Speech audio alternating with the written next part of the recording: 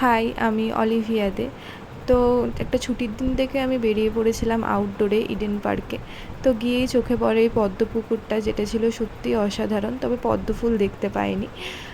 আর তারপরেই ছিল এই বৌদ্ধ আদলে তৈরি স্থাপত্যটা, চারদিকে নীল আকাশ, সবুজ গাছপালা, যেটা একটা আলাদা রকম পরিবেশ তৈরি করেছিল। তো বৌদ্ধের স্থাপত্যটা সত্যি খুব দৃষ্টি আকর্ষণীয় ছিল, তো তাই জন্যে ভাবলাম ওটাই আমি ড্রয়িং করি। তো আমি খাতা, পেন, পেন্সিল, কালার পেন্সিল সবই নিয়ে গেছিলাম।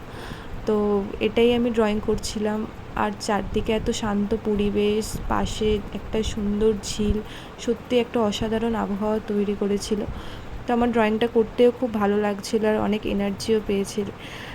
তারপরে চোখে পড়লো এই কাঠবেড়ালি, অনেক পাখি, পানকৌড়ি, আর বিশেষ করে এই ডগিটা, যেটা তো খুব ভালো ছিল, খুবই মিষ্টি ছিল, যা বলছিল সেটাই করছিল। তো খুব ভালো লেগেছিলো এটা।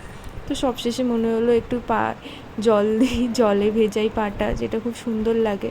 তো এরপর আমি চলে এসেছিলাম পাশেই মোহনবাগান ক্লাবে, যেখানে প্লেয়াররা প্র্যাকটিস করছিল। আর আস্তে আস্তে দেখি যে পুরো আকাশ মেঘাচ্ছন্ন, বৃষ্টি আসবে আসবে।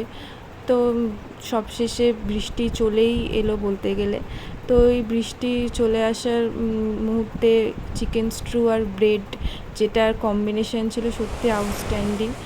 ও তোমাদের তো দেখানোই হলো না, এটাই আমার সেই পেন্টিংটা আউটডোরে আমি করেছি। তোমরা সবাই দেখে কেমন হয়েছে অবশ্যই জানিও।